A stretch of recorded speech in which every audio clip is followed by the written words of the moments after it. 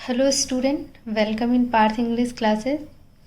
और आज हम कंप्लीट करेंगे द इंचेंटेड पूल का सेकंड पार्ट। फर्स्ट पार्ट जो है मैं आपको बता चुकी हूँ। सेकंड पार्ट हम शुरू करेंगे। The voice put questions rapidly one after another. What rescue man in danger, courage. देखिए, आप यहाँ तक इसको पढ़ चुके थे कि जो यक्ष हैं वो युधिष्ठिर से कहते हैं कि आप मेरे पूल से पानी तभी पी सकते हैं जब आप मेरे क्वेश्चंस का आंसर करेंगे। तो युधिष्ठिर ने कहा ओके, मतलब मैं रेडी हूँ, आप अपने क्वेश्चंस को पूछें। तो जो वॉइस थी, बॉडीलेस वॉइस, की बॉडी तो दिख नहीं रहा था, वॉइस सिर्फ सुनाई दे रही थी। तो उस वॉइस ने पुट क्वेश्चंस रैपिडली, रैपिडली मतलब एक के बाद एक, बहुत तेज़ी से। रैपिडली मतलब होता है तेज़ी से, एक के बाद एक क्वेश्चंस उसने पूछे। फर्स्ट क्वेश्चन क्या था? What rescue man in danger, यानी कि जब मनुष्य खतरे में होता है तो उसे कौन बचाता है, कौन उसकी रक्षा करता है। रेस्क्यू मतलब बचाना, ठीक है, तो कौन उसकी रक्षा करता है? तो युधिष्ठिर ने कहा करेज, साहस। साहस जो है मनुष्य को खतरे से बचाता है। Next question, by the study of which science does man become voice. तो उन्होंने पूछा कौन सा ऐसा साइंस है जिसकी स्टडी करने से जो मनुष्य होता है वो बुद्धिमान हो जाता है। वाइस मीन्स होता है बुद्धिमान। नॉट, युधिष्ठिर आंसर करते हैं, नॉट बाय स्टडिंग एनी शास्त्र does man become voice, it is by, देखिए यहाँ पे थोड़ा सा कट हो रहा है, एसोसिएशन लिखा हुआ है, ये देखिए एसोसिएशन है, मैं आपको कर देती हूँ, दिखा देती हूँ। Association with the great in wisdom that he gets wisdom. क्या कहा उन्होंने कि नॉट बाय स्टडिंग यानी शास्त्र, किसी भी शास्त्र को पढ़ लेने से जो मनुष्य होता है वो बुद्धिमान नहीं होता है। किस तरह से होता है? इट इज़ बाय एसोसिएशन, अभी मैंने बताया, दिखाया था आपको, शो किया था। It is by association with the great in wisdom that he gets wisdom. Gets wisdom मतलब पाना, बुद्धिमान हो जाना, ठीक है। तो बुद्धिमान लोगों के साथ में, जो बुद्धिमान लोग होते हैं उनकी संगति में बैठने से, जो बुद्धिमता भरे लोग होते हैं उनकी संगति करने से इंसान बुद्धिमान होता है। नेक्स्ट क्वेश्चन, द यक्ष आज what is a swifter than wind. उन्होंने पूछा कि स्विफ्टर मतलब तेज, कौन सी ऐसी चीज़ है जो वाइंड से, हवा से भी तेज है। तो युधिष्ठिर ने कहा माइंड। क्या है? Mind. Next question, What is more fatter than a dried straw? Dried मतलब सूखा हुआ, straw मतलब वो भूसा जो होता है। तो और faded मतलब मुरझाया हो। तो उन्होंने कहा कि क्या चीज़ एक सूखे हुए भूसे से भी ज़्यादा मतलब मुरझाई हुई दिखती है। मतलब सूखा हुआ जो भूसा होता है वो तो मुरझाया बेकार दिखता है ना, तो उससे भी ज़्यादा क्या faded हो सकता है। तो युधिष्ठिर ने क्या रिप्लाई किया? अ sorrow stricken heart, एक टूटा हुआ दिल, एक दुख से भरा हुआ दिल जो है उससे भी ज़्यादा फेडेड दिखता है। युधिष्ठिर का जो नेक्स्ट क्वेश्चन था वो क्या था, देखिए। What be friends a traveller, मतलब जब हम ट्रेवल करते हैं तो क्या साथी होता है उस वक्त। तो युधिष्ठिर ने कहा लर्निंग, सीखना, ठीक है। Next, who is the friend of one who stays at home, यानी कि जो घर पर हमारा साथी होता है, जो घर पर हमारा दोस्त होता है, जब हम घर पर स्टे करते हैं तो वो कौन होता है। तो युधिष्ठिर रिप्लाई करते हैं द वाइफ, पत्नी। जो पत्नी होती है वो घर की दोस्त और साथी होती है। Who accompanying a man in death, उन्होंने कहा कि मृत्यु में मनुष्य का साथी कौन होता है। तो युधिष्ठिर ने क्या बोला, क्या आंसर करा उन्होंने, देखिए। धर्मा, ओके, धर्म, the alone accompanies the soul in its solitary journey after that।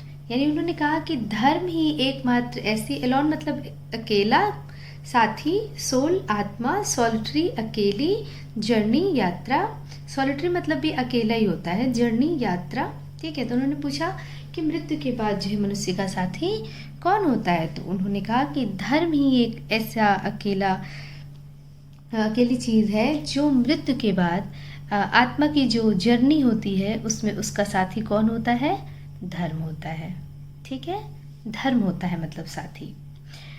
Which is the biggest vessel. अब उन्होंने क्या क्वेश्चन किया कि which is the biggest vessel, यानी कि जो सबसे, वेसल मतलब होता है कोई पॉट, कोई बर्तन, कोई कुछ भी जिसमें कि कुछ रख सकते हैं, ऐसा पॉट या वेसल। तो कौन सा सबसे बड़ा वेसल है, यानी कि कौन सा बर्तन है जो सबसे बड़ा है, या पॉट जो है सबसे बड़ा। The earth which contain all within itself is the greatest vessel. Yudhishthira ने कहा जो पृथ्वी है वही सबसे बड़ा पॉट है, वही सबसे बड़ा बर्तन है, जिसमें हम उन्होंने कहा कि किस तरीके से, मतलब एक्सप्लेन भी करना है कि ये पृथ्वी कैसे है सबसे बड़ा। तो उन्होंने बताया which contain all within itself, मतलब उसके अंदर कितना कुछ है, पृथ्वी ने कितना कुछ अपने अंदर धारण कर रखा है, इसलिए वो सबसे बड़ा बर्तन है। व्हाट इज़ हैप्पीनेस, उन्होंने कहा खुशी क्या है। Happiness is the result of good conduct, उन्होंने कहा जो खुशी है वो हमारे अच्छे कर्मों का रिजल्ट है, गुड कंडक्ट अच्छे कार्य। What is that by giving up which man becomes loved by all, उन्होंने कहा कि ऐसा क्या है, देखिए गिव अप मैं बता चुकी हूँ, त्याग देना या छोड़ देना। तो उन्होंने कहा वो क्या है जिसे छोड़ देने से मनुष्य सबके द्वारा प्यार किया जाता है। तो उन्होंने कहा प्राइड, अभिमान। For if man gives up being proud he will be loved by all, उन्होंने कहा प्राइड, अभिमान, अगर मनुष्य घमंड करना छोड़ दे या अभिमान करना छोड़ दे तो क्या होगा, वो सबके द्वारा प्यार किया जाएगा। What is the loss which yield Joy and not sorrow. अब देखिए कितना स्ट्रेंज सा क्वेश्चन है कि व्हाट इज द लॉस, अब बताइए अगर वो क्या नुकसान है, वो कह रहे हैं कि वो क्या नुकसान है जिससे इंसान को दुख नहीं होगा, खुशी होगी। जॉय मीन्स खुशी, सॉरो दुख, तो दुख नहीं होकर के खुशी होगी। ऐसी क्या चीज़ हो सकती है भाई कि अगर इंसान का कुछ लॉस हो जाएगा, कोई कुछ उसके पास से चला जाएगा, तो ऑब्वियसली कि उसे जो है दुखी होगा, तकलीफ होगी। लेकिन वो कह रहे हैं ऐसा क्या है कि तकलीफ ना होकर के सिर्फ खुशी होती है। एंगर, क्रोध। If we give up being angry, अगर हम छोड़ दें नाराज़ होना, तो we will no longer be subject to sorrow, हमारे पास कोई भी, मतलब लंबा बहुत, हमारे पास कोई सब्जेक्ट ही नहीं रह जाएगा कि हम दुखी हों। किस वजह से हम दुखी होते हैं, जब हम एंग्री होते हैं, नाराज़ होते हैं, और उस फ्रस्ट्रेशन में हम बहुत अपने आप को तकलीफ़ पहुंचाते हैं, अपना जो है सेल्फ कंट्रोल हम लोग लॉस करते हैं। तो अगर हम नाराज़ नहीं होंगे तो ये सारी चीज़ें नहीं होंगी, और जो दुखी होने का जो रीज़न है वो तो है ही नहीं, तो हम दुखी नहीं होंगे, तो ऑब्वियसली कि हमें खुशी ही होगी। ठीक है। What is that by giving up which man become rich? Sorry, तो उन्होंने कहा ऐसा क्या है जिसे त्याग देने से मनुष्य रिच हो जाता है। तो युधिष्ठिर ने क्या कहा, डिजायर। क्या है, डिजायर, इच्छा। If man gives up being ग्रेडी, ठीक है, अगर मनुष्य लालच करना छोड़ दे, ही विल बिकम वेल्दी, वो क्या हो जाएगा, वेल्दी हो जाएगा। क्योंकि जब लालच नहीं करेगा तो जितना होगा उतने में संतुष्ट है, तो ऑब्वियसली वो रिच है, वेल्दी है, धनी है, ठीक है, खुश है। ठीक है, उन्होंने कहा कि सिर्फ लालच करना छोड़ना है, डिज़ायर, इच्छाओं का अंत होना चाहिए या इनलिमिटेड होनी चाहिए। जैसे इच्छाएं होती हैं ना, अनंत होती हैं लोगों की, ये ख़त्म हो गया तो ये चाहिए, वो ख़त्म हो गया तो वो चाहिए। तो अगर वो ख़त्म, इच्छाओं का अंत होता है या लिमिटेड हो जाती हैं, तो वो खुद ही रिच है। ठीक है।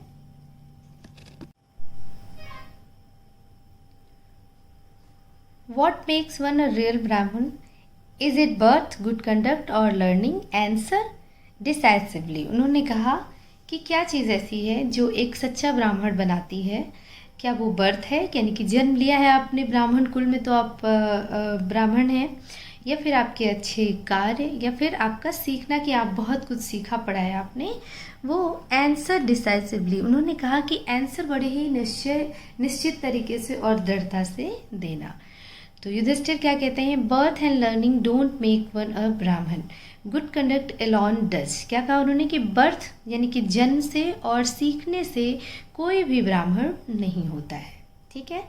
क्या सिर्फ और सिर्फ क्या है वो, गुड कंडक्ट, सिर्फ अच्छे कर्म, अलोन अकेला अच्छे कर्म ही ये काम कर सकता है, यानी किसी को ब्राह्मण बना सकता है, सिर्फ अच्छे कर्म उसके, ना बर्थ ना ही लर्निंग।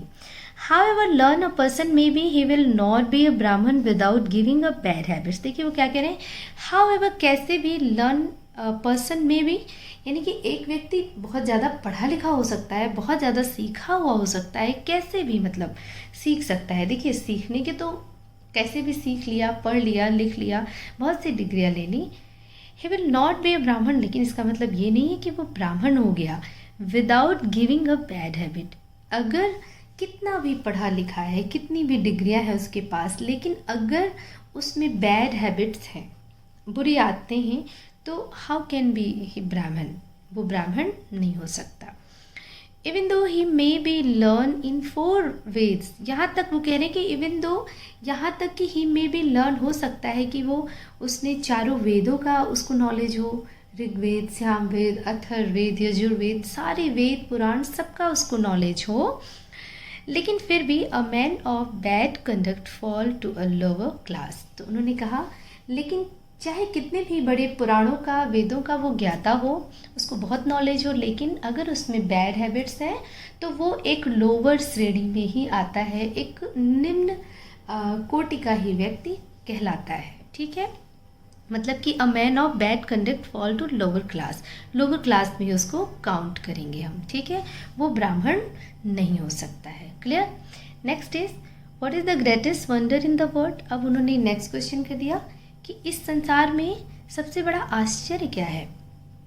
तो युधिष्ठिर का रिप्लाई क्या था कि everyday man see creature depart to Yama's kingdom and yet those who remain want to live forever, this truly is the greatest wonder. ठीक है, उन्होंने कहा कि व्हाट इज द ग्रेटेस्ट, मतलब क्या है आश्चर्य, क्या है दुनिया का। तो उन्होंने कहा कि प्रत्येक दिन मनुष्य देखता है, डिपार्ट मतलब जाना, डिपार्चर होता है, अराइवल होता है ना, पहुंचना जाना।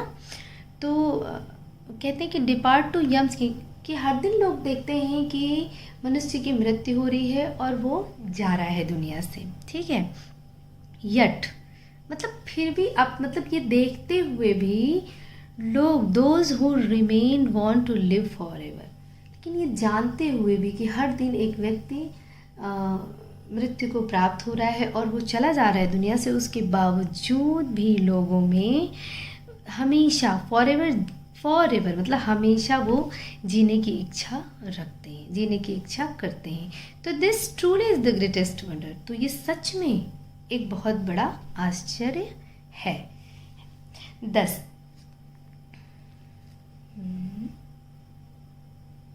Just a minute. 10 मीन्स होता है इस प्रकार, the Yaksha put many question and Yudhishthira answer them all. इस तरह से एक यक्ष ने बहुत सारे क्वेश्चन पुटअप किए, पूछे उनसे और उन्होंने आंसर किए।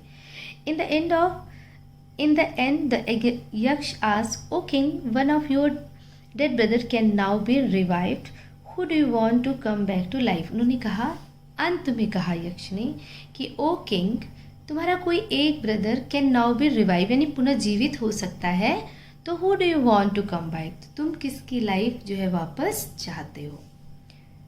तो it took Yudhishthira a moment to think, ये तो एक क्षण, मोमेंट मतलब क्षण, थिंक मतलब सोचने में उनको एक क्षण भी नहीं लिया।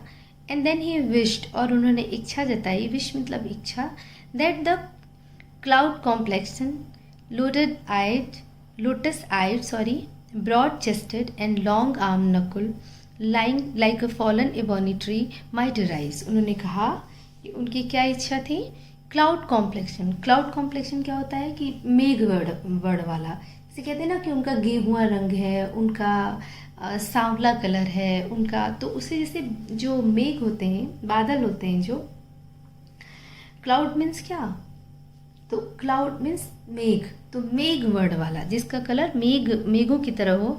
लोटस आइट, कमल नैनों वाला, कमल जैसी आंखों वाला। ब्रॉड चेस्टेड, बहुत ही चौड़ा उसका चेस्ट है, उसका जो छाती है बहुत चौड़ी छाती वाला। लंबी भुजाओं वाला, आम मतलब भुजाएं। नकुल, लाइंग जो पड़ा हुआ है, लाइक अ फॉलन एबोनी ट्री, एक एबोनी ट्री की तरह जो पड़ा हुआ है। माइट राइज, उसी को हम वापस चाहते हैं, उसी का जीवन चाहते हैं। ओके, तो उन्होंने कहा उसी का जीवन। The Yaksha was please at this end asked Yudhishthira, जो यक्ष थे वो बहुत खुश हुए, प्लीज मतलब खुश होना, और उन्होंने युधिष्ठिर से पूछा, why did you choose Nakula in preference of Bhima who has the strength of 16,000 elephants. तो उन्होंने कहा कि why did you choose Nakul, तुमने नकुल को क्यों चुना preference of to Bhima, Bhim भी तो हैं, मतलब उनके कंपेटिवली उनको छोड़ करके तुमने नकुल को चूज कर लिया। Who has the strength of 16, मतलब 16,000 हाथियों का बल है भीम के अंदर, उनको छोड़ करके तुमने नकुल को चूज़ किया। आई हैव हर्ड, मैंने सुना है that Bhima is most dear to you, और मैंने ये भी सुना है, यक्ष ने कहा कि भीम तुम्हें बहुत प्रिय भी हैं। डियर मीन्स होता है प्रिय।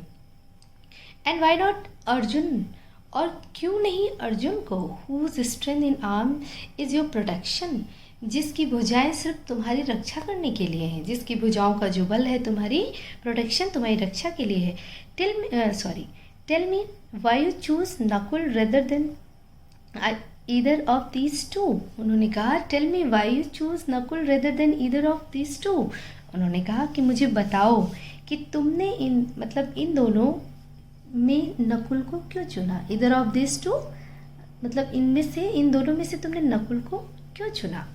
तो युधिष्ठिर ने आंसर किया कि युधिष्ठिर रिप्लाइड ओ यक्ष, धर्म is only seal of man and not Bhim और अर्जुन। उन्होंने कहा कि यक्ष, ओ यक्ष, जो धर्म है वही सिर्फ मनुष्य का शील्ड होता है, कवच, ओके, वही मनुष्य का रक्षा कवच है। जो धर्म है वही मनुष्य का कवच है, वही उसका रक्षक है, ना कि भीम और अर्जुन। इफ धर्म is given up man will be ruined। उन्होंने कहा कि अगर धर्म को छोड़ दिया, धर्म को त्याग दिया तो मनुष्य का नाश हो जाएगा। मनुष्य मतलब फिर कुछ नहीं रह जाएगा। कुंती एंड माद्री व 2 वाइव्स ऑफ माई फादर। उन्होंने कहा कि कुंती और माद्री मेरे पिता की 2 पत्नियां थीं। I am alive a son of Kunti, and so she not completely bereaved. In order that scale of justice may be even, I ask that Madri's son Nakul may revive। उन्होंने क्या कहा कि आई एम अलाइव, मैं जो जीवित हूँ, और मैं किसका पुत्र हूँ, कुंती का पुत्र हूँ।